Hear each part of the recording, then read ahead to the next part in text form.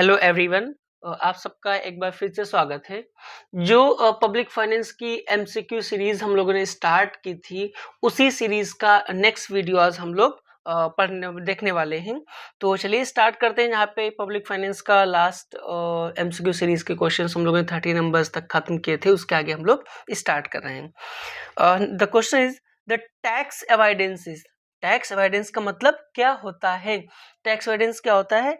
Illegitimate होता है tax avoidance, या फिर लेजिटिमेट होता है, पनिशेबल होता है, या फिर नन ऑफ दीज होते हैं। जब हम लोग देखो टैक्स अवॉइडेंस की बात करते हैं तो यहाँ पे दो वर्ड्स होते हैं वैसे पब्लिक फाइनेंस में, जो हम लोग इसकी बात कर रहे होते हैं। एक तो होता है टैक्स इवेजन, कौन सा? एक होता है टैक्स इवेजन। हम दोनों वर्ड्स डिटेल में देख लेते हैं। एक क्या होता है? टैक्स इवेजन, और दूसरा होता है tax avoidance. Means tax avoidance की जब हम बात करते हैं तो एवॉइडेंस का मतलब होता है कर से बचाव। टैक्स एवॉइडेंस का मतलब क्या होता है? कर से बचाव। किस तरीके से हम कर से बचाव करें? टैक्स एवॉइजन क्या होता है? लेजिटिमेट वर्ड है, या ये लीगल होता है, एक तरीके से कह सकते हैं हम कर में बचाव किस तरीके से कर से बच सकते हैं। जबकि टैक्स एवॉइजन का मतलब होता है कर से चोरी या कर में चोरी करना। जब हम लोग बात करते हैं इनकम टैक्स की या टैक्सेशन फिल करने की, तो हम लोग जो भी हमारी ग्रॉस सैलरी या ग्रॉस इनकम होती है, इसमें से बहुत से तरीके ऐसे होते हैं जिससे हम अपने जो कर है उससे हम बच सकते हैं। टैक्स अवॉइडेंस जिसको कहते हैं, जबकि कर की चोरी टैक्स इवेजन कहलाता है। जो टैक्स अवॉइडेंस है, कौन सा? टैक्स अवॉइडेंस होता है, क्या होता है? लेजिटिमेट होता है। इसलिए इस क्वेश्चन का सही ऑप्शन क्या होगा? Option number B is a right option. Next question, the VAT was first introduced in. जो वैट था, वैल्यू एडेड टैक्स। वैट का मतलब क्या है? वैल्यू एडेड टैक्स, जो कि एक इनडायरेक्ट टैक्स था। वैल्यू एडेड टैक्स सबसे पहले कहाँ इंट्रोड्यूस किया गया था? इंडिया में इंट्रोड्यूस किया गया था, ब्रिटेन में इंट्रोड्यूस किया था, यूएसए में इंट्रोड्यूस किया था, या फिर फ्रांस में इंट्रोड्यूस किया था? देखिए, जो वैल्यू एडेड टैक्स है सबसे पहले कहाँ इंट्रोड्यूस किया था? फ्रांस में इंट्रोड्यूस किया गया था। इसलिए इस क्वेश्चन का जो सही ऑप्शन होगा कौन सा होगा? Option number D is a right option. Next question, custom duties are imposed on commodities as they cross. जो कस्टम ड्यूटीज हैं ये इम्पोज की जाती हैं कमोडिटीज के ऊपर जब वो क्या क्रॉस करती हैं? As they cross state boundaries, जब वो स्टेट बाउंड्री क्रॉस करती हैं, या डिस्ट्रिक्ट बाउंड्रीज क्रॉस करती हैं, या फिर नेशनल बाउंड्रीज क्रॉस करती हैं, या फिर म्युनिसिपल बाउंड्रीज क्रॉस करती हैं। देखिए, हम स्टेट की बात करें, डिस्ट्रिक्ट की बात करें, म्युनिसिपल बाउंड्रीज करेंगे, ये विद इन अ नेशन है या with in the boundary of a nation होती हैं, है ना। जबकि custom duty, import duty, excise duty, ये हम उन कमोडिटीज के ऊपर इंपोज करते हैं जब वो क्या क्रॉस करती है? नेशनल बाउंड्रीज क्रॉस करती हैं। इसलिए इस क्वेश्चन का जो सही ऑप्शन होगा वो कौन सा होगा? Option number C is a right option. चाहे हम कस्टम ड्यूटी की बात करें, चाहे हम इंपोर्ट ड्यूटी की बात करें, ये सब कब इंपोज की जाती है? जब कोई गुड्स क्या करती है? नेशनल बाउंड्री क्रॉस करती है। Next question, contra cyclical physical policy was popularised by. जो कॉन्ट्रा साइक्लिकल फिजिकल पॉलिसी है ये किसने पॉपुलराइज की थी? एडम स्मिथ ने की थी, डाल्टन ने की थी, जेबीसे ने की थी, या फिर कीन्स ने की थी? तो देखिए, जो कॉन्ट्रा साइक्लिकल पॉलिसी है ये किसने पॉपुलराइज की थी? ये जॉन मेनार्ड कीन्स ने पॉपुलराइज की थी। Next question, deficit financing as a tool of physical policy was suggested by. कि जो डेफिसिट फाइनेंसिंग है ये फिजिकल पॉलिसी का एक टूल है, ऐसा सजेशन किसने दिया था? जो डेफिसिट फाइनेंसिंग है ये फिजिकल पॉलिसी का एक टूल है, किसने सजेस्ट किया था? कीन्स ने किया था, डाल्टन ने किया था, जेबीसे ने किया था, या फिर मार्श ने किया था? देखिए, जब हम लोग बात कर रहे होते हैं डेफिसिट फाइनेंसिंग की, तो जो फिजिकल पॉलिसी का टूल है ये किसने सजेस्ट किया था, किसने एडवोकेट किया था? ये एडवोकेट किया था जॉन मेनार्ड कीन्स ने। किसने? कीन्स ने इसे एडवोकेट किया था। नेक्स्ट क्वेश्चन, कीन्स पॉपुलराइज, जो भी ऊपर क्वेश्चन देखा उसी वही सेम इस क्वेश्चन से, कीन्स ने किसे पॉपुलराइज किया था? मॉनेटरी पॉलिसी को, फिजिकल पॉलिसी को, इनकम पॉलिसी को, या फिर प्राइस पॉलिसी को? देखिए, जब हम लोग बात करते हैं ना कीन्स ने किसके पॉपुलराइज किया था, देखिए हम लोग वैसे भी जानते हैं ना इकोनॉमिक्स में कीन्स एक फेमस पर्सनालिटी है। माइक्रो का जो डिवाइडेशन था स्पेसिफिकली वो जॉन मेनार्ड कीन्स ने अपने टाइम पीरियड में किया था। इनकी एक बुक भी थी जिसका नाम था general theory of employment interest and money, जो कि कब इन्होंने पब्लिश की थी, 1936 में पब्लिश की थी। और इन्होंने जो क्लासिकल का अप्रोच था ना कि लेसर गवर्नमेंट इंटरवेंशन का, या जो laissez faire policy classical economist मानते थे, उसको क्रिटिसाइज किया था। उसके ऊपर इन्होंने गवर्नमेंट इंटरवेंशन को ज़्यादा से ज़्यादा फोकस में रखा था। और गवर्नमेंट इंटरवेंशन किसके थ्रू करती थी, फिजिकल पॉलिसी के थ्रू करेगी। इसलिए इस क्वेश्चन का जो सही ऑप्शन होगा कौन सा होगा, फिजिकल पॉलिसी। जो फिजिकल पॉलिसी है इसे सबसे ज्यादा किसने पॉपुलराइज किया था अपने टाइम पीरियड में, जॉन मेनार्ड कीन्स ने किया था। Next question, a budget where there is excess of expenditure, ऐसा बजट जहां पर क्या हो, एक्सेस ऑफ एक्सपेंडिचर, मतलब जहां पर एक्सपेंडिचर ज्यादा हो किससे, और रेवेन्यू, जहां पर एक्सपेंडिचर क्या हो, रेवेन्यू से ज्यादा हो। ये हम सबको पता है, जो हमारे एक्सपेंडिचर्स रेवेन्यू से ज्यादा होते हैं तो उसे हम लोग सिंपली क्या कहते हैं, उसे हम लोग सिंपली डेफिसिट कहते हैं। और अगर कहीं हमारा रेवेन्यू ज्यादा हो, हमारी इनकम ज्यादा हो, हमारे एक्सपेंडिचर्स कम हो तो उसे हम सरप्लस कहते हैं। तो इस क्वेश्चन का डायरेक्टली सही ऑप्शन कौन सा होगा, deficit. Option number B is a right option.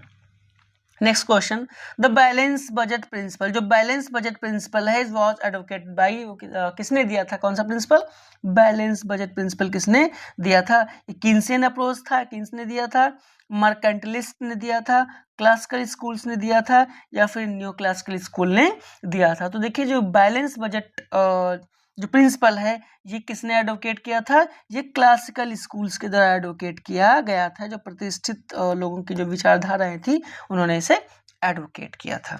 Next question, which one of the following is not a tax base, इसमें से कौन सा टैक्स बेस नहीं है, मीन्स किस बेसिस पे हम टैक्स इम्पोज नहीं करते।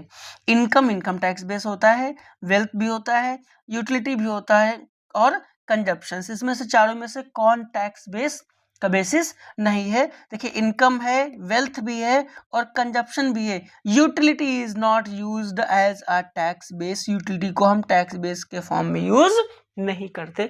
तो इसका जो सही ऑप्शन होगा वो कौन सा होगा, option number B, option number C, utility tax base नहीं होती। Next question, equal treated equally in taxation, equals treated equally in taxation leads to, है ना। टैक्सेशन में जो हम बात करते हैं ना इक्वल्स का मतलब है ट्रीटेड इक्वली, है ना, कि इक्वल्स का मतलब है जो सबके ऊपर लिए क्या करे, इक्वली ट्रीट करे। इसका मतलब क्या होता है, ये वर्टिकल इक्विटी को रिप्रेजेंट करता है, ये रियल इक्विटी को रिप्रेजेंट करता है, या हॉरिजॉन्टल इक्विटी को, या फिर नन को। तो देखिए इक्वल ट्रीट्स इक्विटी, जो हम बात करते हैं जब पब्लिक फाइनेंस में, तो ये रिप्रेजेंट कर रहा होता है हॉरिजॉन्टल इक्विटी को, काहे को, ये हॉरिजॉन्टल इक्विटी को रिप्रेजेंट कर रहा होता है। Next question, which one of the following is not a public utility, इसमें से कौन सी पब्लिक यूटिलिटी नहीं है, electricity, water supply, gas services, या फिर टूरिज्म। देखिए इलेक्ट्रिसिटी क्या है, पब्लिक यूटिलिटी है, वाटर सप्लाई भी पब्लिक यूटिलिटी है, गैस सर्विसेज भी पब्लिक यूटिलिटी में कंसीडर की जाती हैं, but tourism is not a public utility, it is a private utility. ये कैसी होती है, ये प्राइवेट यूटिलिटी होती है। Next question, the largest component of revenue expenditure, जो रेवेन्यू एक्सपेंडिचर है हमारा उसका जो लार्जेस्ट कंपोनेंट है इंडिया के रेफरेंस में वो किस पे जाता है। वैसे हमारे यहाँ कुछ चीजें हैं, जैसे हम लोग बात करते हैं एक्सपेंडिचर्स की, तो हम एक्सपेंडिचर्स को दो पार्ट्स में डिवाइड करते हैं। एक तो होता है हमारा रेवेन्यू एक्सपेंडिचर और दूसरा होता है कैपिटल एक्सपेंडिचर। रेवेन्यू एक्सपेंडिचर्स क्या होते हैं, कैपिटल एक्सपेंडिचर्स क्या होते हैं, इसके लिए हम एक अलग से वीडियो अपलोड कर देंगे, आप वो वीडियो देख सकते हैं। वैसे बस रेवेन्यू एक्सपेंडिचर समझ लीजिए। रेवेन्यू एक्सपेंडिचर्स का मतलब होता है गवर्नमेंट के वो एक्सपेंडिचर्स जिसमें ना तो एसेट्स क्रिएट होती हैं या इंक्रीज होती हैं, और ना ही लाइबिलिटी रिड्यूस होती है। मीन्स ना तो एसेट्स बने और ना ही लाइबिलिटी रिड्यूस हो, तो ऐसे एक्सपेंडिचर्स रेवेन्यू एक्सपेंडिचर्स कहलाते हैं। पेंशन क्या रेवेन्यू एक्सपेंडिचर है, इंटरेस्ट पेमेंट क्या रेवेन्यू एक्सपेंडिचर पे सबसे गवर्नमेंट खर्च करती है, एजुकेशन और हेल्थ, इसमें से रेवेन्यू एक्सपेंडिचर में सबसे ज्यादा सरकार किसके ऊपर खर्च करती है। तो देखो रेवेन्यू एक्सपेंडिचर में सबसे ज्यादा गवर्नमेंट किसके ऊपर खर्च करती है, इंटरेस्ट पेमेंट्स के ऊपर खर्च करती है। लार्जेस्ट कंपोनेंट जो है रेवेन्यू एक्सपेंडिचर का इंडिया के रेफरेंस में कौन है, इंटरेस्ट पेमेंट्स है। Next question, the classical economist, जो क्लासिकल इकोनॉमिस्ट है, asserted दैट पब्लिक एक्सपेंडिचर, ये वो मानते थे कि पब्लिक एक्सपेंडिचर क्या है, अनप्रोडक्टिव है, प्रोडक्टिव है, स्टैग्नेंट है, या फिर ऑल ऑफ दीज। देखिए क्लासिकल के अकॉर्डिंग जो पब्लिक एक्सपेंडिचर्स को असर्ट करते थे, क्या मानते थे, इट इज अ अनप्रोडक्टिव। उनका जो असर्शन था वो कैसा है कि पब्लिक एक्सपेंडिचर कैसा होता है, वो अनप्रोडक्टिव होता है। तो इसका जो सही आंसर होगा वो क्या होगा, unproductive.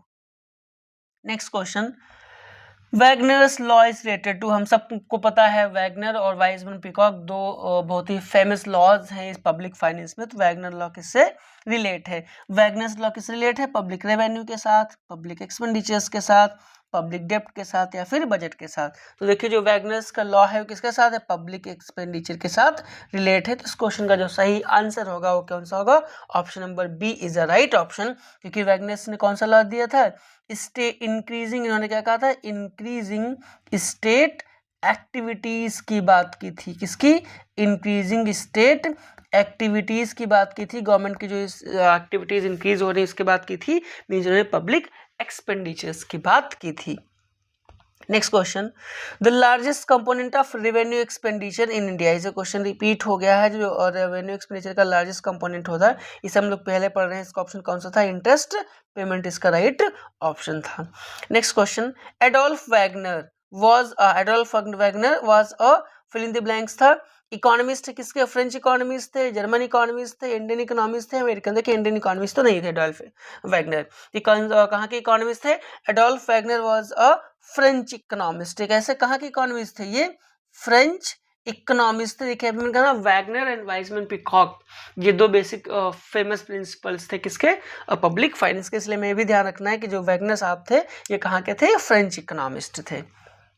Next question, who is exponent of law of increasing state activities, law of increasing जो एक्टिविटीज था वो किसने दिया था, अभी सिंपल सी बात है, किसने दिया था, वैगनर ने दिया था। बाकी सारे कैनन से रिलेटेड है। तो जो वैगनर का लॉ था, अभी हमने बात की थी, किसकी बात थी, इंक्रीजिंग स्टेट एक्टिविटीज की बात थी। तो इसका जो राइट ऑप्शन होगा कौन सा होगा, option number D is a right option.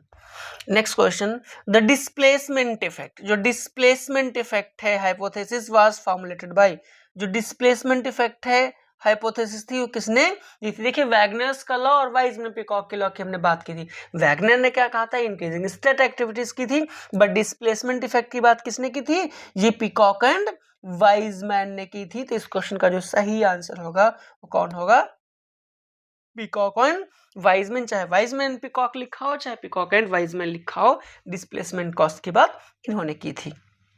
Next question, the financial year in India starts from, हम सबको पता है कि इंडिया में फाइनेंशियल ईयर कहाँ से स्टार्ट होता है, वो 1 अप्रैल से स्टार्ट होता है। बहुत आसान सा क्वेश्चन है ना। जो कैलेंडर ईयर हम लोग मानते हैं वो 1 जन मानते हैं, जबकि फाइनेंशियल ईयर कहाँ से हम लोग मानते हैं, 1 अप्रैल से मानते हैं। तो इसका जो राइट ऑप्शन होगा कौन सा होगा, option number C is a right option. Next question, salaries and pensions paid by government are called, government जो सैलरीज पे करती है, जो पेंशन पे करती है, उन्हें क्या कहा जाता है, कैपिटल एक्सपेंडिचर्स होते हैं, वो डेवलपमेंट एक्सपेंडिचर्स होते हैं, वो रेवेन्यू एक्सपेंडिचर्स होते हैं, या वो प्लान्ड एक्सपेंडिचर्स कहलाते हैं। देखिए अभी हमने बात की थी एक्सपेंडिचर्स दो तरीके के होते हैं, रेवेन्यू और कैपिटल एक्सपेंडिचर्स। तो जो गवर्नमेंट सैलरी और पेंशंस पेड करती है वो कैसे एक्सपेंडिचर्स कंसीडर किए जाते हैं, these are considered as a revenue expenditure, उन्हें रेवेन्यू एक्सपेंडिचर माना जाता है। तो इस क्वेश्चन का जो राइट आंसर होगा वो कौन सा होगा, option number C is a right option. अभी हमने बात की थी ना कि रेवेन्यू एक्सपेंडिचर्स वो एक्सपेंडिचर्स होते हैं जिसमें गवर्नमेंट ना तो एसेट्स क्रिएट होती हैं, ना तो लायबिलिटी रिड्यूस होती है। इसके लिए हम अलग से एक वीडियो अपलोड कर देंगे कि रेवेन्यू एक्सपेंडिचर्स क्या है, कैपिटल एक्सपेंडिचर्स क्या होते हैं। इसके लिए आप अलग से वीडियो देख सकते हैं।